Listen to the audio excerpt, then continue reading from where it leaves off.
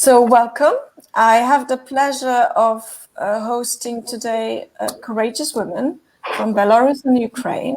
And our panel is called The Wind from the East. And we would like to see what we can learn from this women protest in Eastern Europe. There's a new wave coming, and this is an amazing opportunity for us to speak, but also a situation that had great toll on many people. We have Julia and Tatiana that were forced to leave Belarus. So of course, it's also a moment when many people's lives and livelihood are threatened. So we'll speak today about the situation in Belarus. It's been more than 120 days that people are on the streets. And what is specifically interesting, that most of them, or many of them, are women, and most of the women that were on the front line and the leaders of the movements are women. So we'd like to see how did the women became the opposition leaders in Belarus. But we have also one of the activists from Ukraine, and we would like to also speak about the lessons from Maidans. It's been 7 years to see what happened. And of course, once again, we have a situation in Ukraine that is not stable. And we have a guest from Kharkov, so just close to the sphere of the conflict. So we'll go to that. But I would like to tell you as well that our panel is part of a larger conference, which is called Congress Kobiet Bruxelles. I'm part of the organization that is called Elles sans frontières. And we're hosting a week of panels when we speak about women's activism, access to reproductive rights, but also about ecology and biodiversity. But today we have 4 speakers. I have with me Tetiana Chernetska from the Gender Culture Center in Kharkov, Ukraine. Great that you have accepted to be with us. We have Julia Mickiewicz, who is a gender expert and a political and social civility activist and journalist. And she's the co-founder of the feminist working group at the Coordination Council. For those who do not know, the Coordination Council for the transfer of power was created after the defrauded election in Belarus by Svetlana Tikhanovskaya, by, for example, Svetlana Alexievich, the Nobel Prize winner of literature, Maria Kolesnikova, and many others. We have also with us Tatiana Stryzheuskaya, who is the director of a human rights organization, Her Rights, and she's a human rights lawyer. And finally, not least, we have with us Hanna Stahle, who lives in Brussels, but is Belarus born and bred. She works at Daphne, which is Donors and Foundation Networks in Europe, but she's also part of a Belarus Association of Belarusians in Europe, and she was part of many manifestations in Brussels. So welcome to all. And after those more than 120 days of protest and after 7 years from Maidan, tell me first, how did it happen that you become an activist? Does it come easily? Is it something that you are born with, or this is something that history pushes you to become? So first, the floor is to Julia. Thank you. First of all, thank you so much for the invitation to this amazing event. It's all the time a big pleasure to have an opportunity to talk about this topic.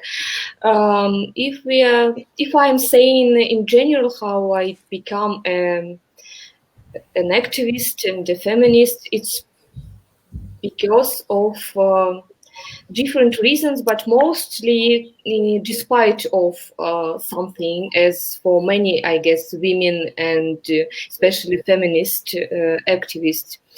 But I was involved in the politics, in the political activism and in civil society activism for many years. And during this event, from the beginning, when it was like the first female action of solidarity was arranged in Minsk, I remember that I read the information about this on some Facebook page. I don't remember which exactly. And my first reaction was I should go there.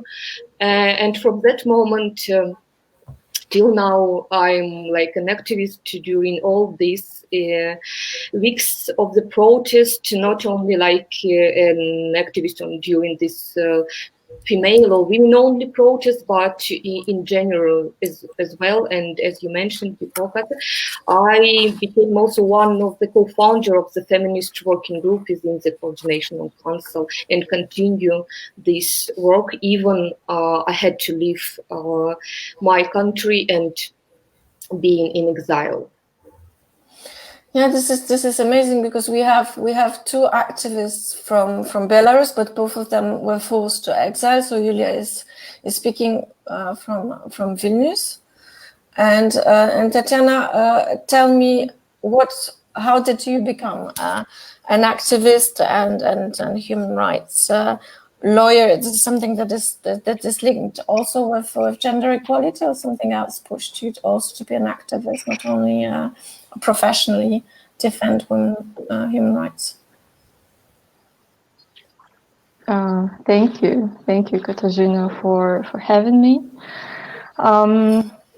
This is quite an interesting question, because I think this is something that people are born with, especially in Belarus, where lots of people have this strong sense of justice somewhere inside of them. Sometimes it's deep inside of them, and now during these events, this sense of injustice just kind of woke up inside of them. So I actually went to pursue a legal career because of this feeling that I want to help people. I felt this kind of injustice. It may sound a bit naive, but this was my genuine aim, this genuine desire to help. And so this is why I went to a law faculty, and actually I studied at European Humanities University in Vilnius, which is the Belarusian university in exile. And there I put a lot of emphasis on human rights law. Yeah, and after that I became a volunteer. I started to volunteer for Human Rights Center Vesna, which is one of the most well-known human rights organizations in Belarus and even internationally. And there I realized that I'm on my place, the right things, yes. And naturally I came to women's rights, because women's rights are human rights, and there are a lot of controversy about it, and sometimes you have to explain such things which are evident to women, but not evident to any, like to men, or sometimes to other women as well, because misogyny among women is unfortunately also it also happens. Oh, well, yeah, that's important that we teach our sons, yeah, especially. and our children. So thank you. And Hanna, tell me, how does a Belarus born and bred comes to Brussels, and how do you found a Belarus in Exile organization in the middle of pandemics? Thank you so much for that question and for having me here. I have been actually engaged in the civil society since 2006, when I was studying in Minsk. So I've been involved in a number of projects, workshops for young people.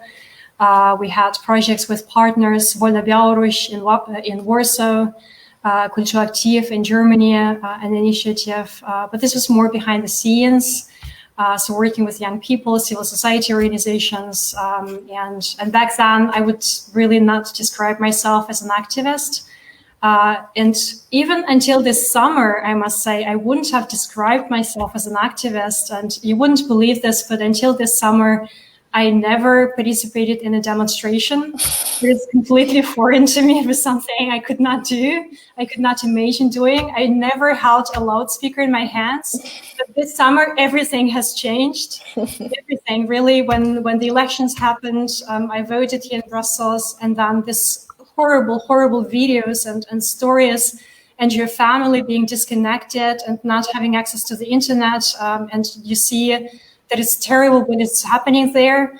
And I found myself participating in numerous demonstrations, giving speeches, and really trying to raise awareness among the population here in Brussels and among the European institutions about the situation in Belarus, which was not easy back in August, and still is not easy because the interest is not so great in Belarusian affairs. But it is the more important to raise this voice wherever you are. Okay, and here to Tatiana from Kharkov. So, how people see the situation in Belarus, but most importantly, how did you find it, the Gender Culture Center in Kharkov, and what was your road to become an activist? Thank you. Thank you for the question and for the invitation. It's a great honor to be among you. And now I have a little bit different, a little bit strange feeling, because now I have a lot of memory from our revolutions, from our two revolutions. And now we really, would like to help somehow to our Belarusian friends, because we know how it was and what does it mean. We remember all these months which we spent on these street rallies, and we were waiting for some changes. So I understand you, and I wish you a great success in this struggle, because the democracy and independence, there was such struggle and some sacrifice also. As for my story, I started as an academician. I am a sociologist by my background, but I also was born with this feeling of social justice and social inequality. So in 2002, I joined some NGO in Ukraine, and after that, it was women's NGO, and several years ago, I stopped my academic life, because the activist life is more interesting and it's more exciting. Mm-hmm. Thanks a lot. So, Julia, you touched upon this a bit, and I told our viewers that you part of this feminist work group of the Coordination Council. But tell us a bit more from your perspective, is how did the women become opposition leaders? How did it come that that we see these images of three women in front of the crowds in a society that we see as autocratic, but also patriarchal? So is this movement a women's movement? So women are put on the front because the men are in prison? Or is it also a feminist movement when the women are really leaders of this revolution? Katarzyna, you know that that's very philosophical question about it's a feminist movement or feminist rally that we had and continue to have, or it's just like women. Because to my mind, and I probably say a very radical thing, but I believe that it's really very feminist movement, even if for some women who are not considering that they're feminist. Moreover, I would say that not only during this women-only protest and these rallies and marches, but on all this protest, it was like a feminist approach integrated in this grassroots movement that we are right now observing in Belarus. Because we can see, and it's really, very amazing thing to me, because we are used to live during 20 years at least, and even more from this Soviet part, in a very society with patriarchal culture. And that's why it's really very great to see how this changing, and how this very feminist approach to me is going on these events. I mean, this is a different science of this, like very horizontal communication between actors during these events, like a delegation of power and responsibilities, very fast, and decision making that is going to be very fast between those who, for instance, never met before, as it was during, for instance, our first female actions. And also new power leadership, as I call it. It's when you could be a leader, you don't have a very strong leader who need to lead you, and everyone could be a leader. And we also could observe this during all these events, not only on this female protest, but in general as well. And all these components were transferred from this women-only protest to the protest that continued to be in a different spheres, not only on Sundays that we have as a big march, but also for many social groups actions that we can see right now. But the key issue to me is what we can do further, how we can push that this feminist approach when the political is really personal and vice versa, that is the gender equality and equity is a really priority, how we can push it. Because you mentioned, Katarzyna, that how women became political oppositional leaders, but I couldn't say that it's recognized like this, it's accepted like this, that we are really like leaders of the opposition, or that we are really like leaders in politics. And yes, it's a, I guess, very long way to continue to stand for this, for the democracy that includes feminist approach and gender equality issues at the really important and extremely needed to be there. So, Tatiana, tell me, because you were a human rights lawyer and you said women's rights are human rights. What are the reivindications that you see are up in the protest that you can say are really feminist one?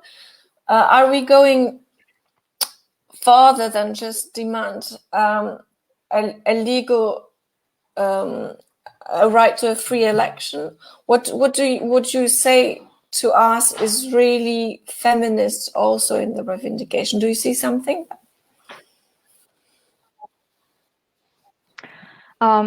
Yes, actually, I see that a lot of women are going out to protest, which means that they exercise their right to peaceful assembly and the right to freedom of expression.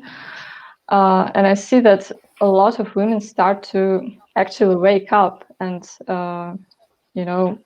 exercise their right to to be an active citizen, because before that, you know, there has been no such no such protests, and we haven't seen in history of Belarus so many women who organize themselves into separate groups, and it has been unprecedented.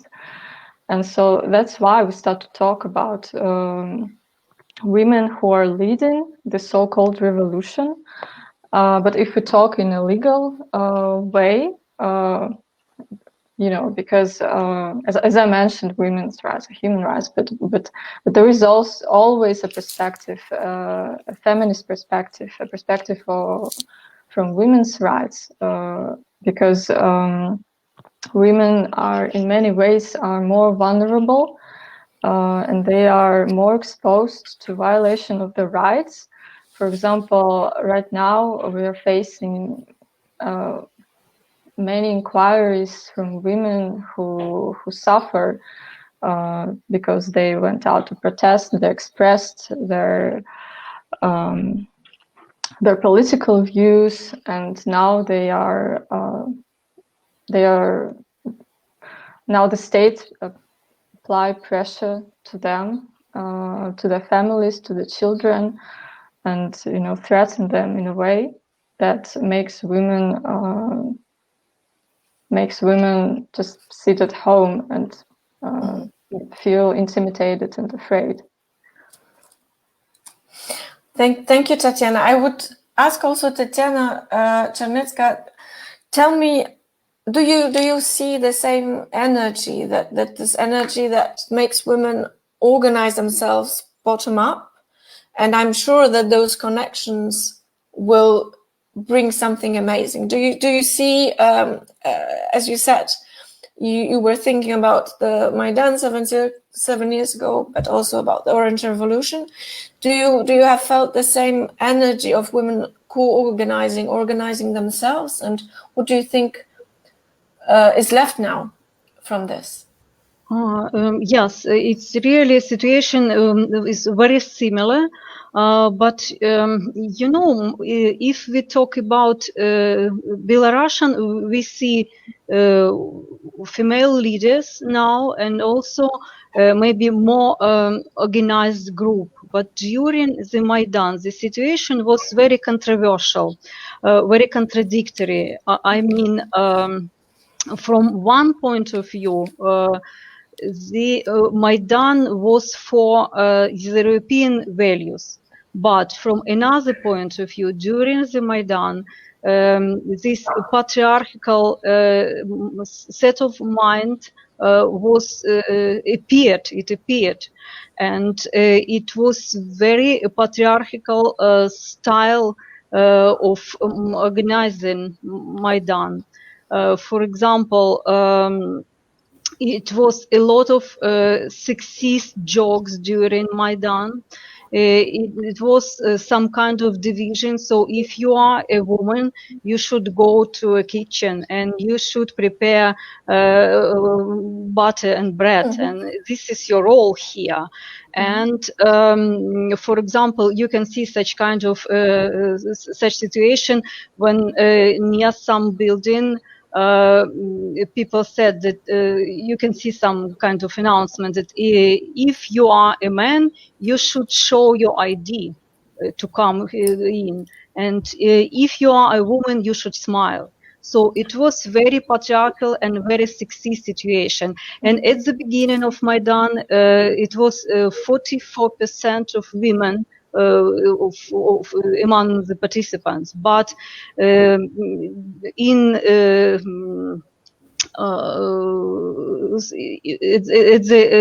the middle, when this military situation was deepened, only 12 or 15% of participants were women. And in this situation, women felt themselves not very good. They felt like excluded from this situation, and they started to protest inside of the movement, and they organized, you remember maybe in Ukrainian it's Жіноча сотня, it's something like a women's squad. So, and it was kind of protest, and they said that we should be recognized because we do a lot of different kinds of work. It is informational, it's legal work, it's medical support, and so on and so forth. And not all, we are not only for kitchen. So it was something like women's voice. As for me, it's also recall, for example, French Revolution, when women participating and they thought that they're winner, but after the revolution was over, everybody forgot about women's rights. So something like that was during the Maidan, but at the end, when women started, when they tried to make their voice louder, the situation changed, and I can say that at whole the Ukrainian women won after the Maidan, because Maidan really made Ukraine closer to the European Union, and after the EU-Ukraine Association Agreement was signed, Ukraine took some obligations concerning gender equality.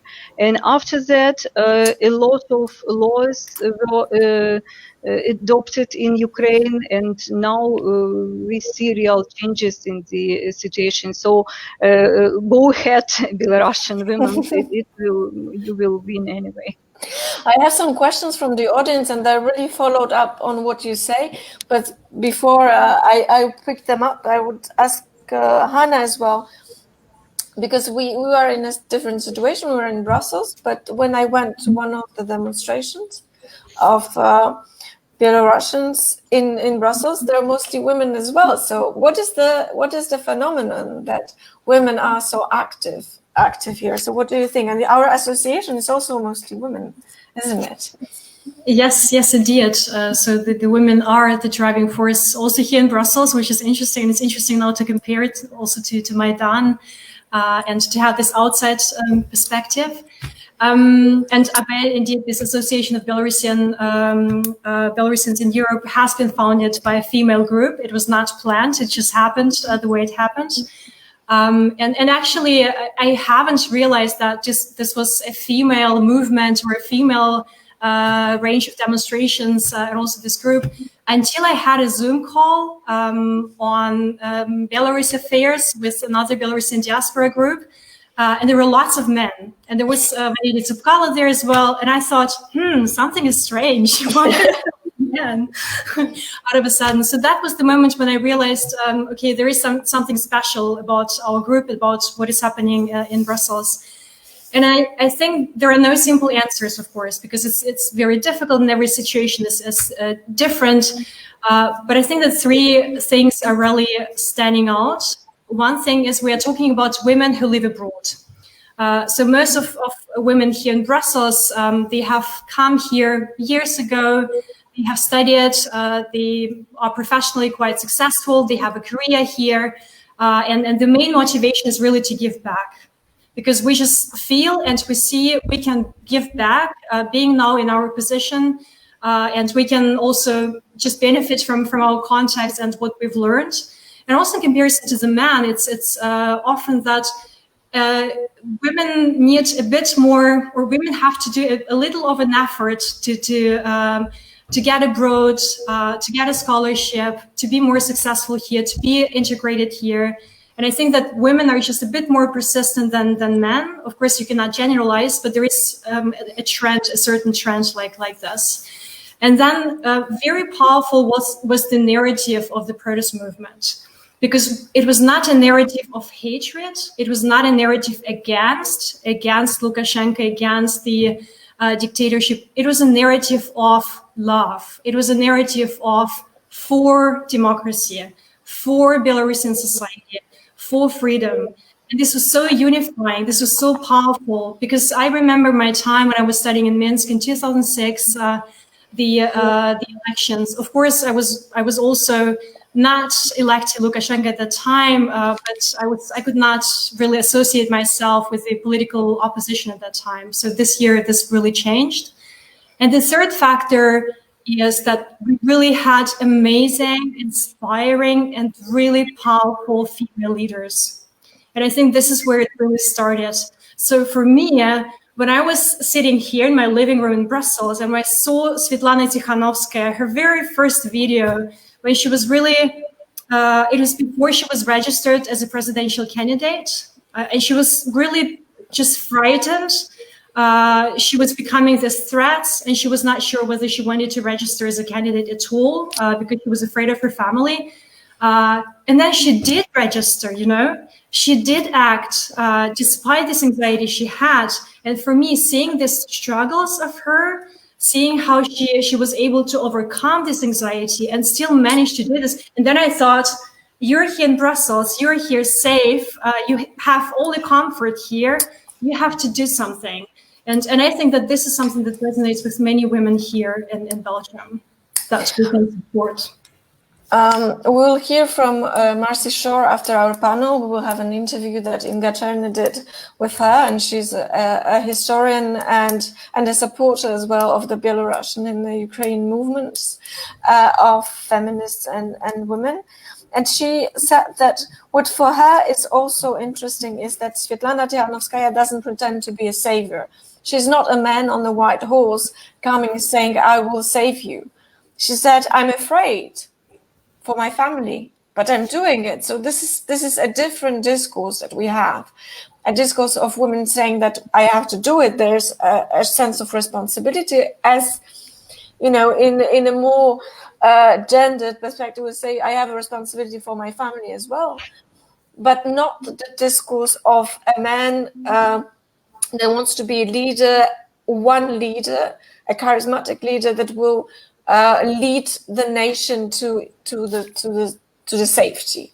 We have many women, as you said, Julia, many faces, and this organization is also about the connections.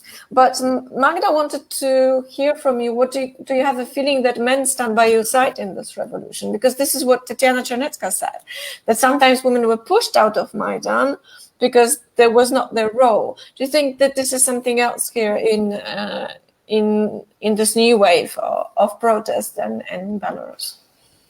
Julia?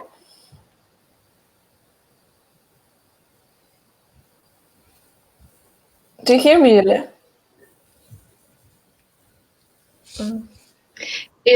Yes, Katarzyna, but there is some like a bad connection and a bad sound. Could you please repeat, or maybe Tatiana would be?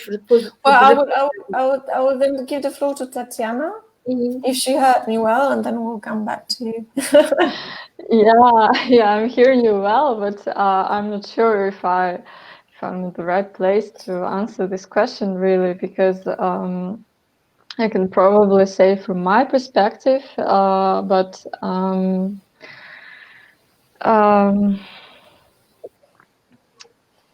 it's really hard for me to say, because I didn't go to protest, I will be honest, because I stayed back in our office to help those who actually go out to protest, you know, not to repeat the mistakes when, you know, when we had during the previous elections, when, you know, even all human rights defenders would go and everyone would get arrested and no one would be left to help.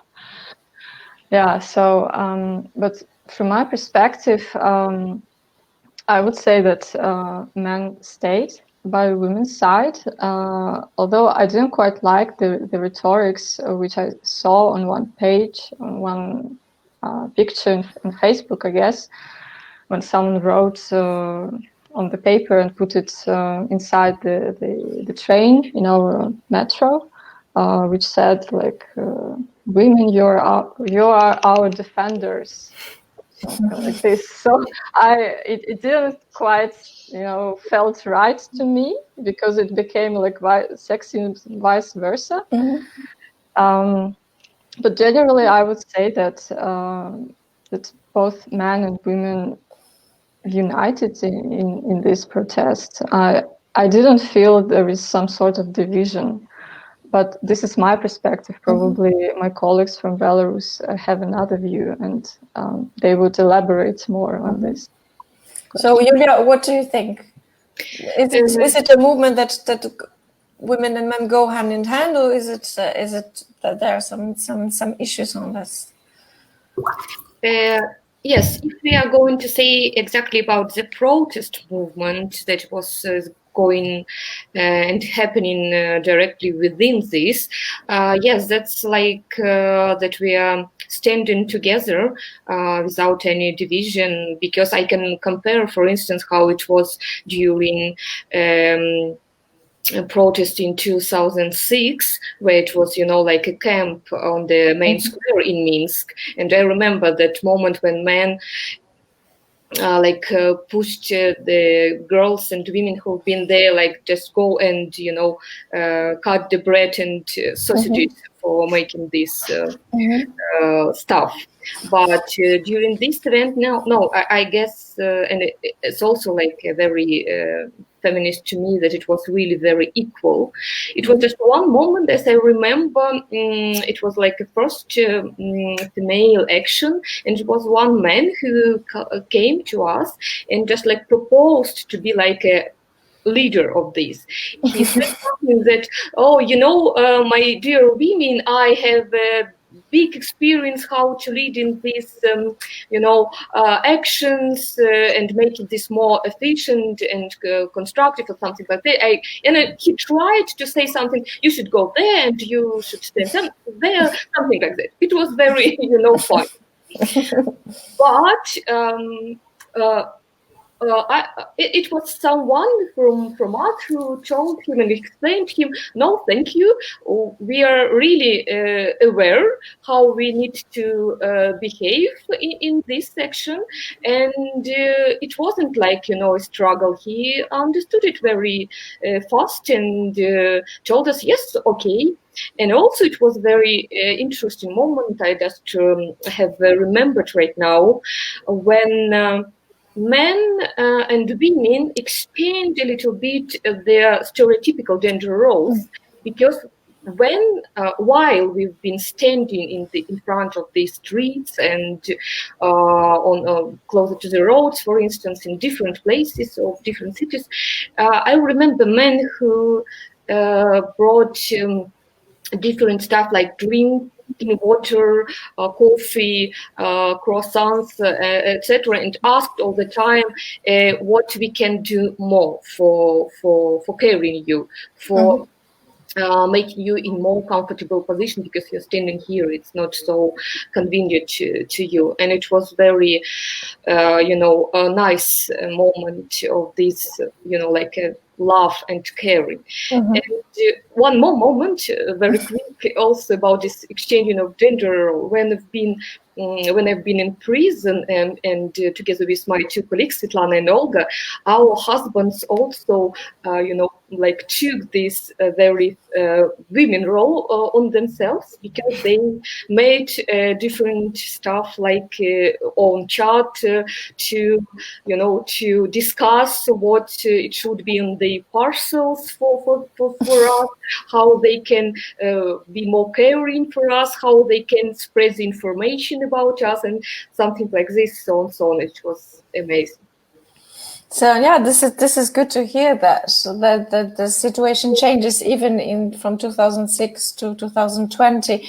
Tatiana, do you have also this feeling that this is, you already touched upon this, the situation in Maidan, but what is the situation in Ukraine now? Do you think that the progress changed something in the gender roles, or this is more an institutional change, as you said, brought by the European Union and the institutional perspective?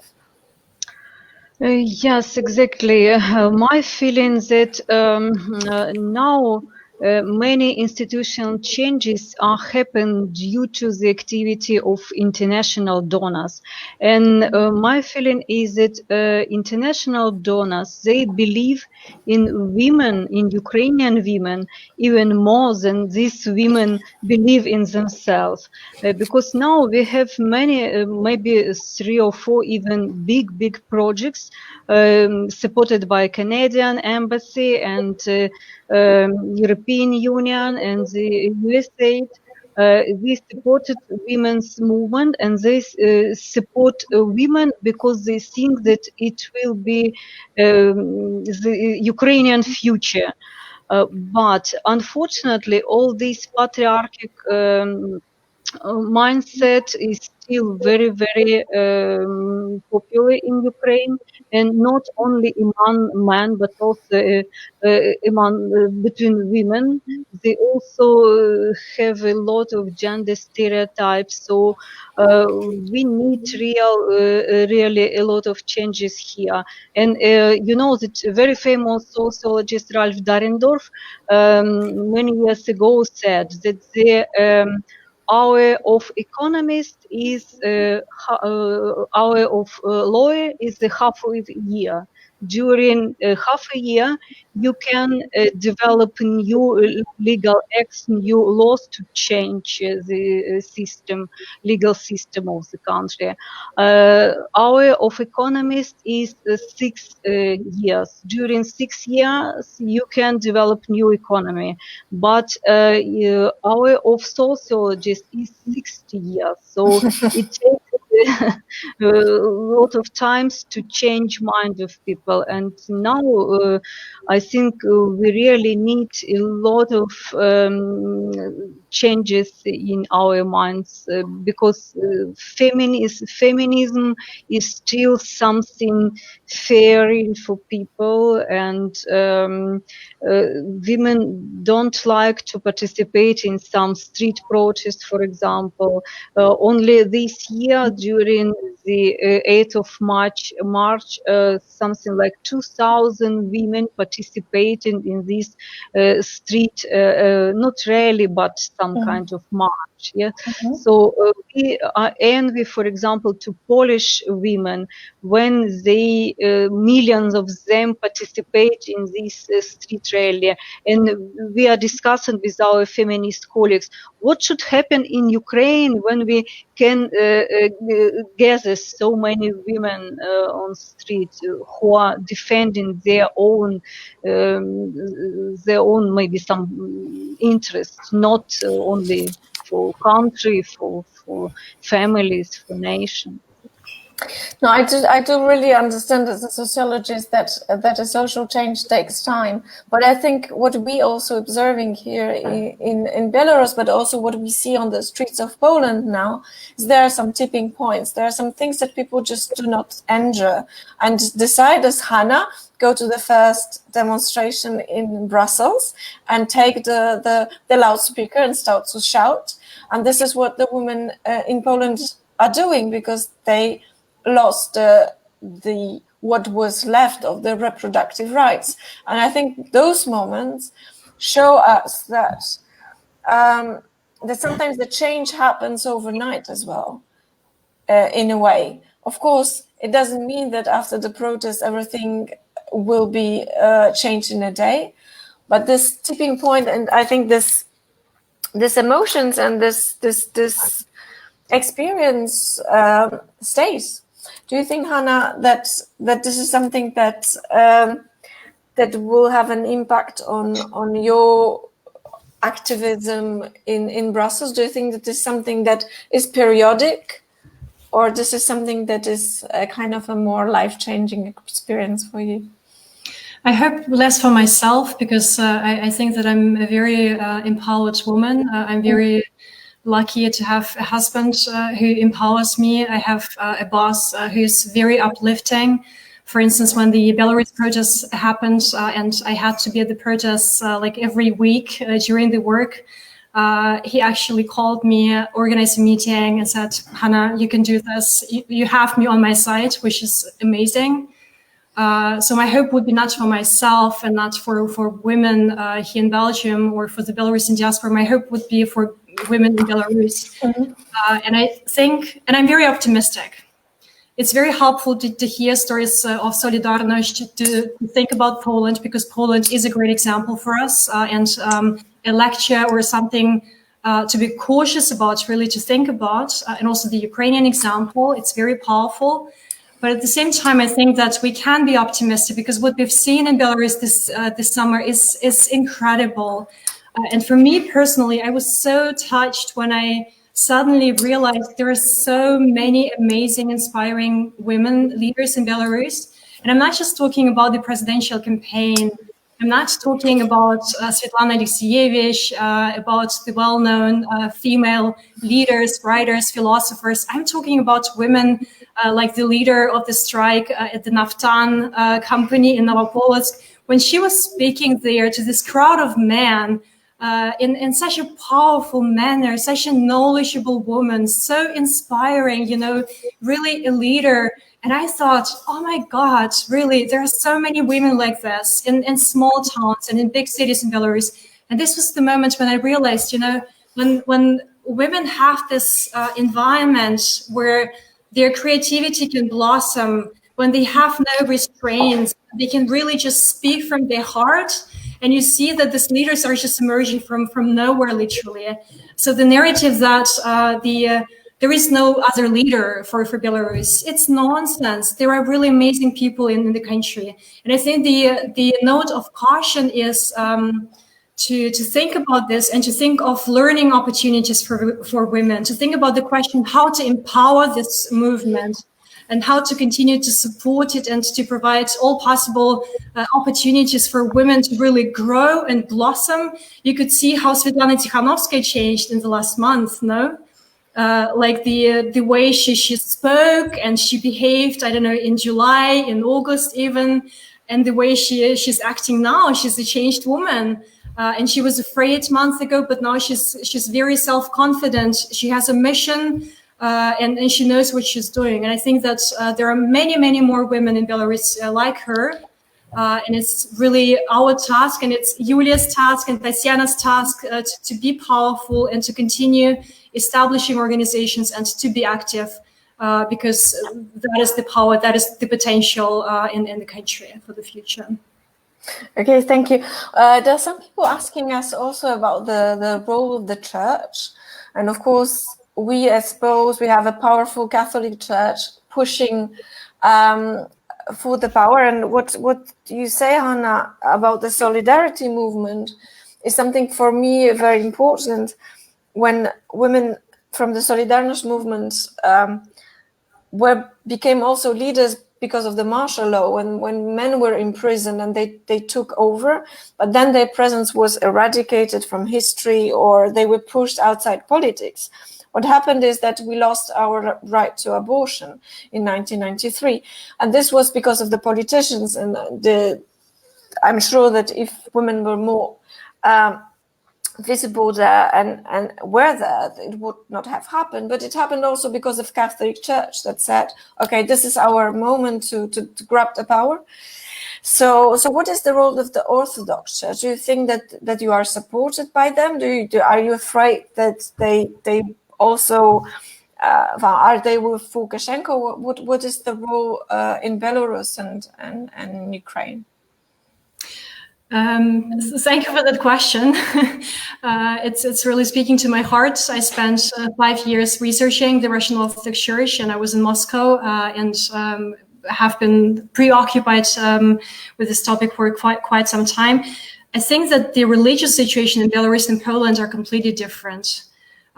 Catholicism and the Russian Orthodoxy are different. The Russian Orthodox Church does not have that much influence on politics in Belarus, and also not that much influence on people's everyday lives.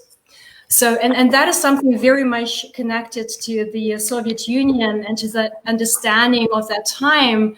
And abortion was legalized in Soviet times, so the church had no influence whatsoever. So that is why this is something that people accept and women accept. So I think that in Belarus, this would be much more difficult to take it away, because the church, yes, it exists, it's there, but the visibility and the influence is not as powerful as it is in Poland. And in Belarus, the numbers are over 50% of Belarusians belong to the Russian Orthodox Church of the Moscow Patriarchate. And I think that I personally believe the influence will be even declining, because we see a very strong politicization of the church in Russia, a very strong connection between the Moscow Patriarchate under Patriarch Kirill and the connection to the Kremlin. So an ideologization of the church, which is different in Belarus. We know that Lukashenko described himself as an Orthodox atheist, which is a nonsense, of course. How can you be a believer and be an atheist at the same time? So I think that the dilemma and the situation will be a different one in Belarus. So maybe this will not be about the abortion, but this will be about women's role in society, in professional life, that women are really uplifted, that they are accepted in politics, not only accepted, as Julia was saying at the beginning, but also supported and promoted to become leaders. This will be a challenge among many others. Okay, so Julia and Tatiana, so what are those feminist revendication that you put first now? What do you think we need from that this movement should be vocal about, so that we won't have this situation when you lose the momentum? What should be on the banners, or what is on the banners of feminists in Belarus now?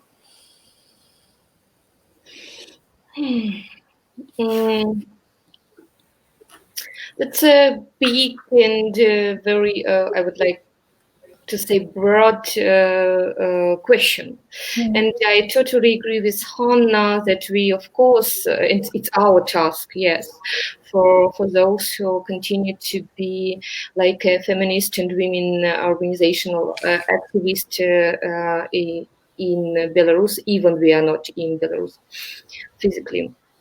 So the question is how to raise up of awareness of women empowerment, political participation for women, because yes, many women recognize that they are like a big part of the protest, that they made a great and prominent role during all these events, but for maybe not many of them, but for some of them, it's also not very connecting to the political involvement.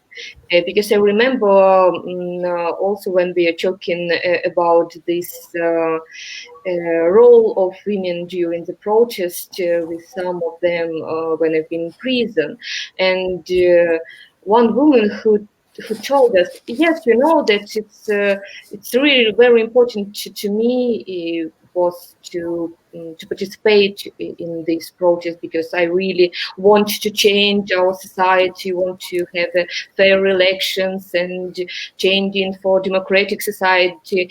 But I don't think that we as the women went into politics. It wasn't like this. It was maybe more like a civil engagement, but it's nothing concerning to the political participation. And to me, it's really very important to have a very strong man leader as a president in the future, she said.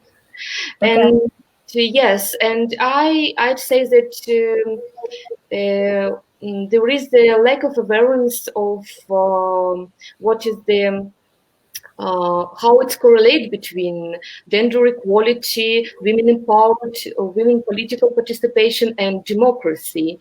That is very important not only after the revolution will be end, but it's important right now. And in order not to be forgotten of this role, because all the time, people ask me, how women in Belarus became so active suddenly?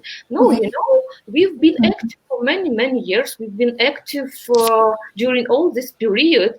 I know that members of the most political parties mostly were women, as well as civil society organizations. They were not leaders of these parties and organizations, maybe, but they were an active member. Also, like active members of the civil society in total. But it was, you know, like a moment of we got the opportunity to be more visible. And now it's really big and important our task and role, how to continue being visible and to have this our demands and gender issues as a priority on the agenda for political opposition, for all those who are making decisions and will be in the making decision process in the future. Thank you. I think this is very important. What you say, it's to be prepared and try to keep the voices loud, to be visible. I think this is something that Hanna said that is inspiring as well for other women to join, but it's also the fear that I have of this eradication or loss of visibility when the struggle for power starts. And I'm turning to Tetiana and her memories of Maidan, but also what happens now in Ukraine. Would you feel that this story made you stronger and made women stronger, and you think that it had impact on women in Ukraine? And what would you say would be a good lesson to give to the Belarusian women now, as we slowly closing the panel? Yes, as I said, after Maidan, Ukrainian women got many positive changes, and for example, now we have this gender quota during local elections, and now the number of women in local authorities are higher than it was several years ago. So it is really important to keep protest and to go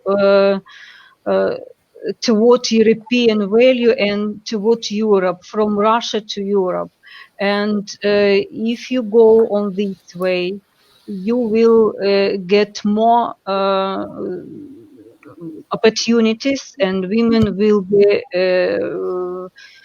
more empowered. And you know that I deal with these gender issues maybe for 15 years, and during these 15 years I've heard many times from different public people from public arc that it's not time for gender.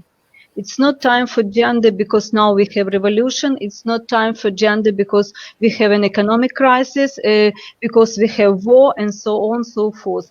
But I would like to say that now it's time for gender. It's time for gender equality and for some women empowerment. So keep going. Thank you. I think it's a very powerful message. Tatiana Stryzheuskaya, what do you think we can do? Because we broadcasting it not only to Belarusians. So what do you think people expect? What we can do? Which organizations we should pay money to? But also, what is the political pressure and the social pressure that we can exercise as Poles, as Europeans? Well, I know that the European Parliament now gathers, it has it organizes meetings with the representatives of civil society of Belarus, and with the team, with the members of the team of Szkuta and also human rights defenders, to decide what can be done first of all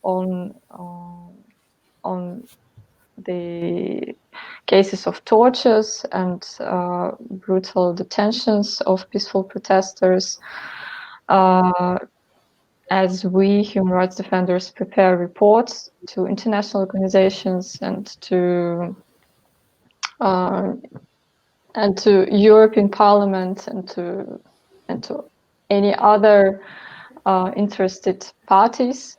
We spread these reports so that the world knows what happens with our help and with our assessment.